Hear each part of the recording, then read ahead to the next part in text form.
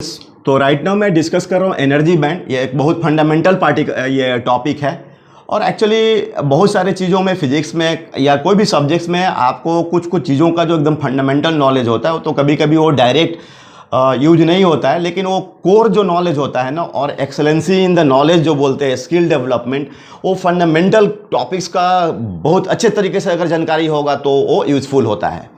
तो एक्चुअली जो पूरी सेमीकंडक्टर की अगर बात करें तो स्टार्टिंग उसका डिस्कशन एनर्जी बैंड के साथ ही होता है।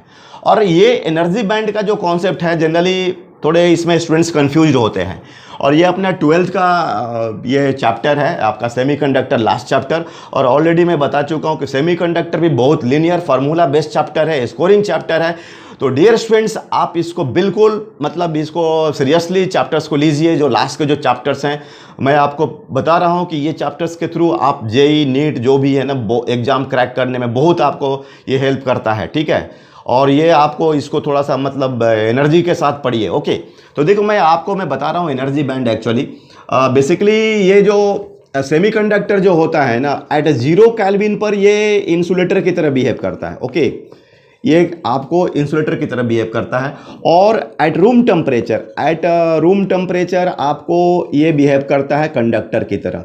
तो अब मुझे ये समझना है कि ये ऐसा क्यों हो रहा है, कैसे हो रहा है, मतलब क्या स्ट्रक्चर है सेमीकंडक्टर का। अगर मैं ये देखें सेमीकंडक्टर मैटर वाइज तो ये सॉलिड है, ठीक है ना। जैसे सिलिकॉन होता है, इसका ये एटॉमिक नंबर 14 284, ठीक है। तो अगर मैं इसका इंटरनल स्ट्रक्चर देखूं तो ये दो सिलिकॉन मोल एटम्स के बीच का जो बॉन्डिंग होता है, जैसे ये सिलिकॉन सिंगल, तो ये देख रहे हो आप 4 है। तो केमिस्ट्री के नॉलेज वाइज आपको पता है कि ये कोवैलेंट जो बॉन्ड डेवलप करेगा, ठीक है।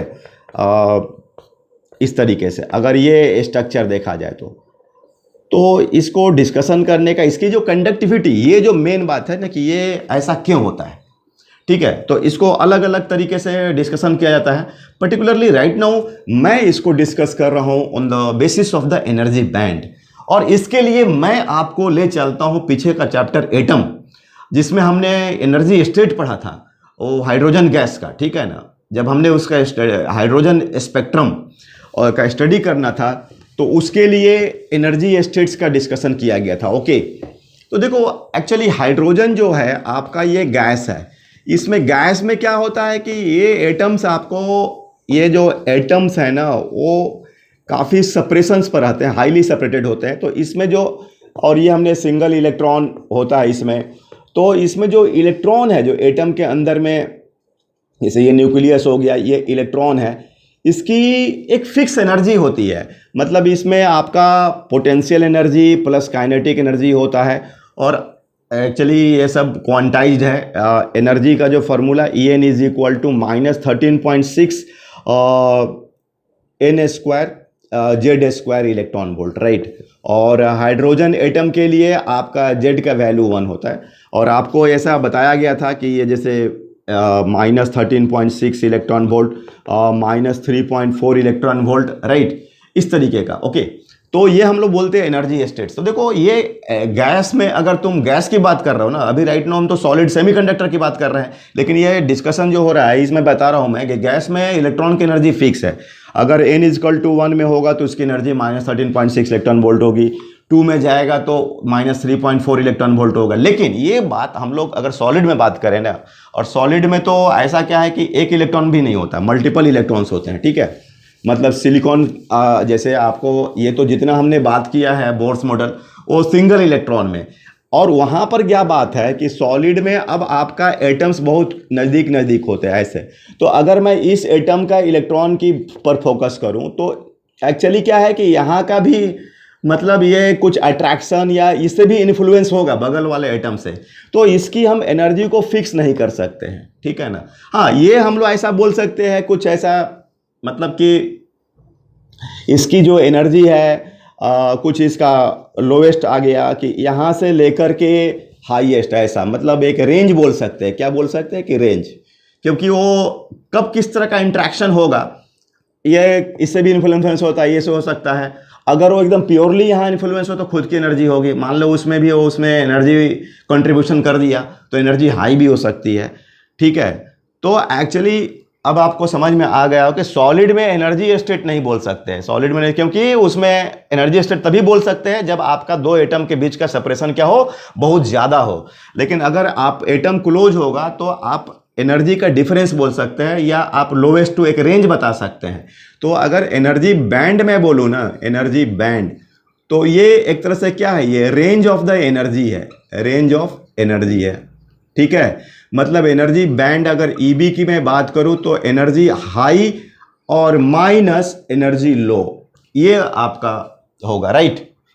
एनर्जी हाई एनर्जी लो, और इसको ना हम लोग जो दिखाते हैं एनर्जी बैंड को, तो ऐसा एनर्जी बैंड को डायग्राम से दिखाएं तो ये एक तरह से बहुत सारे एनर्जी स्टेट्स समेशन बोल सकते हैं, कि मतलब यहाँ यहाँ रह सकता है, summation of energy states, right. अब जैसे मतलब ऐसा दिखाओगे, ऐसा इस तरह से, ये एक नहीं बहुत सारा, ये तुम्हारा ई लोएस्ट ई हाईएस्ट, ऐसा मान लो कि ये मैंने लिया 1 electron volt, 2 electron volt, 3 electron volt, 4 electron volt, 5 electron volt, 6 electron volt, right. ये इस तरीके से, तो ये हमारा एनर्जी बैंड जो होगा वो 6 electron volt minus 1 electron volt, that will be 5 electron volt. और उसमें जो सिलिकॉन्स के जो इलेक्ट्रॉन्स है ना, इसी में कोई यहाँ हो सकता है, यहाँ हो सकता है, मतलब ये बहुत ही ये प्रोबेबिलिस्टिक है, और मतलब इसमें उतना डिटेल्स नहीं जाना है। लेकिन वो आप जो इसमें क्या बोलते हो, गैस में तुम एक सिंगल दिखाते हो, इसमें तुम ऐसा दिखाने वाले हो, ठीक है ना। अब ये एक हो गया एनर्जी बैंड, एक टाइप का हो गया, और भी हो सकता है ऐसा कुछ, ऐसा ये दूसरे टाइप का हो गया, ये इस तरीके से तीसरे टाइप का हो गया, ये लोवेस्ट हाईएस्ट, ठीक है ना। ये कुछ गैप भी रहता है, इसको एनर्जी गैप बोलते हैं। तो ये इसका ई हाईएस्ट मान लो, अब यहाँ से ये 6 हो गया, फिर ये आपको 13 से मान लीजिए स्टार्ट हो रहा है, तो देखो ये 13, 14 ऐसा कुछ, ऐसा डायरेक्ट कुछ एकदम एग्जैक्ट टोटल आपका एनर्जी स्टेट्स अवेलेबल नहीं होता है, ऐसा ईजी भी होता है।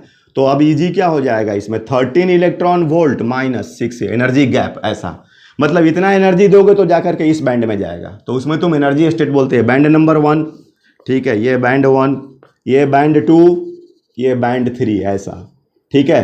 तो अब ये तुमको अगर बैंड की स्टडी ये कर लिया तुमने ना, तो फिर तुम्हारा क्या होगा कि तुम इसमें बता सकते हो। एक्चुअली मेरा मेजर क्वेश्चन है कि जो सिलिकॉन होता है वो 0 केल्विन पर वो इंसुलेटर की तरह बिहेव करता है, और आपको रूम टेम्परेचर पर वो बिहेव करता है कंडक्टर की तरह। तो ये देखिए एनर्जी बैंड का कॉन्सेप्ट हो गया, ठीक है। अब इसमें जो है आपको थोड़ा और भी मैं इलस्ट्रेट कर रहा हूँ। एक्चुअली मैं ऐसा दिखाता हूँ, जैसे ये आपका एनर्जी हो गया, ठीक है, energy of the electron of solid, right. तो अब ये सब ऐसा, ये देखो एटम्स के बीच का जो दूरी है R0, एक मैं रेफरेंस ले रहा हूँ, इधर R0 से अगर कम होगा तो सॉलिड, ठीक है, इधर होगा तो आपको लिक्विड और गैस, ठीक है। तो अब देखो लिक्विड और गैस में मतलब मान के चलो, ऐसे मैं एक रफ डायग्राम बता रहा हूँ कि ऐसा यहाँ से मतलब एनर्जी स्टेट हो गया, ये हो गया। लेकिन अब यहाँ पर है ना, अब यहाँ पर सॉलिड आ गया तो वो तो एटम्स का जो होगा, तो यहाँ पर ऐसे स्प्लिट ऐसा सब कुछ, मतलब ये एनर्जी इस तरह कैसे, ठीक है ना। तो ये तुम्हारा एनर्जी बैंड हो गया, मतलब ये ई लोएस्ट हो गया और ई हाईएस्ट हो गया, ठीक है, ऐसा भी। अब ये इलेक्ट्रॉन डिफरेंट स्टेट्स के लिए हम लोग ड्रॉ करते हैं, मतलब उसमें 1s2, 2s2, 2p6, तो ये 1s2 दो इलेक्ट्रॉन्स के लिए मैंने लिख दिया, मान लीजिए 1s2 वालों के लिए बात कर दिया। उसी तरीके से अब देखो यहाँ पर ऐसा, अब कोई दूसरा स्टेट्स में 1s2 का हो गया, 2s2, 2p6, 3s2 ऐसा, तो फिर इस तरीके से कुछ इस तरह से ये स्प्लिट हो गई। देखिए ये हो गया तुम्हारा, तो ये जो दिख रहा है ना, ये जो दिख रहा है ये क्या हो जाएगा, ईजी हो जाएगा, ठीक है।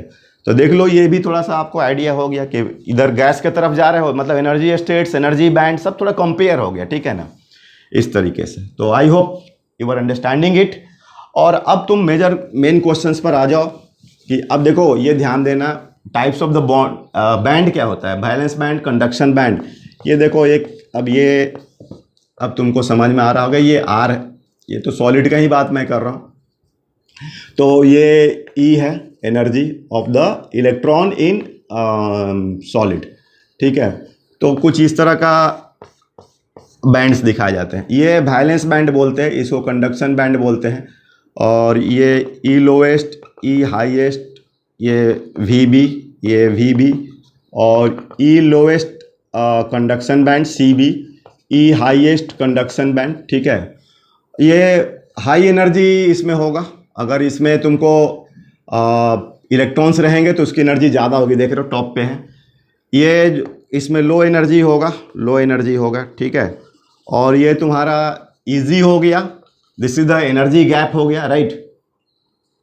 ये थोड़ा मैंने सर, ये हाई एनर्जी, ठीक है ना, हाई एनर्जी। और ये आपको एनर्जी इन द ये एनर्जी है, ठीक है, energy in energy of the electron in solid, right, solid. ये सॉलिड की बात कर रहे हैं, ये गैस में नहीं होता ऐसा। अब देखो इसको फील्ड कौन करेगा, ये देखना एट 0 केल्विन, ये is a filled by valence electrons, ठीक है, फील्ड बाय वैलेंस इलेक्ट्रॉन्स। ये तो कोई भी रहे, सॉलिड सेमीकंडक्टर रहे या आपका इंसुलेटर रहे या कंडक्टर है, ये तो इसमें रहेगा ही इलेक्ट्रॉन, ये सब इलेक्ट्रॉन्स तो रहेंगे ही, ठीक है। और ये तुम्हारा इसमें इलेक्ट्रॉन अगर रहेगा तो वो एनर्जी उसका ज़्यादा होगा, और इसमें जब इलेक्ट्रॉन चला जाएगा तो it behaves like free electron, right, जो कि तुम बोलते हो ना कंडक्टर्स में, वो फ्री इलेक्ट्रॉन की तरह बिहेव करने लगेगा और फिर आपका कंडक्टिविटी मेंटेन हो जाएगा। तो इसमें एक्चुअली जो सेमीकंडक्टर में क्या होता है ना कि ईजी जो पहले मैं बात कर लेता हूँ, हाँ, मतलब ईजी जो होता है ये के बोल्ट्जमैन कांस्टेंट है, बीसी, राइट, ये क्या है, बोल्ट्जमैन कांस्टेंट, और टी है केल्विन टेम्परेचर। तो ये टी पर डिपेंड करता है, मतलब ये के टी के ऑर्डर का होता है, ठीक है ना। ये टी हो गया आपका रूम टेम्परेचर, राइट, ये इसी के ऑर्डर का होता है। तो जैसे ही रूम टेम्परेचर आ जाएगा तो ये जो, अगर मैं बात करूँ ये सेमीकंडक्टर के लिए मैं बात कर रहा हूँ, तो देखो ये ईजी जो होता है द ऑर्डर ऑफ द के टी, राइट, और जैसे ही रूम टेम्परेचर पर इसको भेजोगे, ठीक है ना, तो तुम्हारा क्या बोलते हैं कि ये जो इलेक्ट्रॉन की जो एनर्जी है, ठीक है, और वो आपको ये इजी को कोप अप कर पाएगा, और उसमें से क्या इलेक्ट्रॉन कहाँ जंप कर जाएगा, इसका कंडक्शन बैंड में, और कंडक्शन बैंड में वो फ्री इलेक्ट्रॉन की तरह हो जाएगा, ठीक है। मतलब हम लोग कोई सेमीकंडक्टर का टेम्परेचर बढ़ाएंगे तो उसको तो एनर्जी मिल रहा है ना भाई, तो ये आपका वो जो एनर्जी का कैलकुलेशन होगा इट इज अकॉर्डिंग टू के टी, राइट, और के टी का वैल्यू जैसे ही इजी के बराबर होगा, ठीक है ना। और मैं वो बोल दिया सेमीकंडक्टर में इजी और के टी लगभग आपका सेम होते हैं, अगर टी का वैल्यू रूम टेम्परेचर रखा जाए तो इलेक्ट्रॉन कहाँ जंप करेगा आपको, कंडक्शन बैंड में, और वो आपका हो जाएगा फ्री इलेक्ट्रॉन की तरह, और फिर आपका कंडक्टिविटी स्टार्ट होगा। तो ये तरीका है आपका डिस्कशन करने का। Okay, thank you.